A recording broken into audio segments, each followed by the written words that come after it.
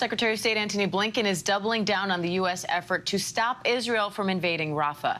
In an early morning meeting with Prime Minister Benjamin Netanyahu, Blinken also stressed America's ongoing commitment to Israel's security. ABC News foreign correspondent Tom Burridge joins me now from Tel Aviv with that story. Tom, Secretary Blinken is in Jerusalem trying to negotiate a ceasefire deal between Israel and Hamas. He calls this extremely generous. He's urging Hamas to take this deal quickly. What's the latest on that? Yeah, so Secretary Blinken has just completed a 2.5-hour meeting, Diane, with Israeli Prime Minister Benjamin Netanyahu.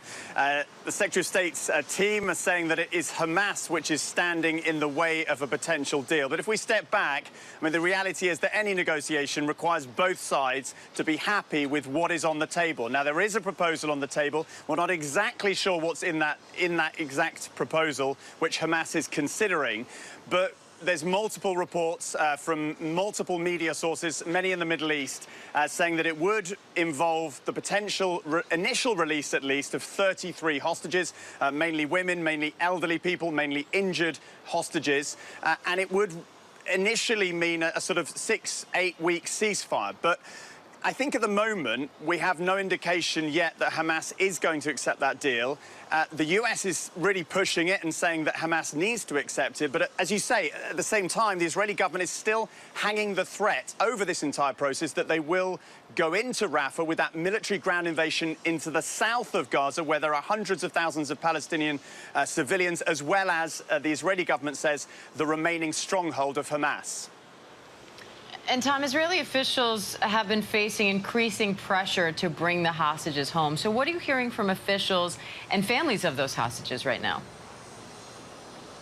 Well, look, we've been speaking to people out on the streets over the last 48 hours. Look, I mean, there is increasing frustration. There's still skepticism. I mean, there's a lot of praise from the hostages' families' movement for the US government. They see Blinken's visit here as key. They see the US government really as their best hope to pressure the Israeli government into a position where it would be willing to accept more in terms of the deal, or really make more concessions potentially to Hamas. But look, there are, I think, at the moment, big questions about potential stumbling blocks.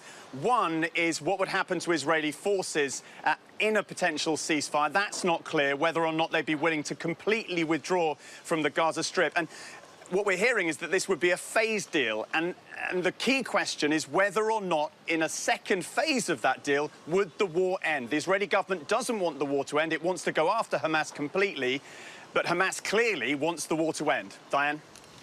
All right, foreign correspondent Tom Burridge, thank you.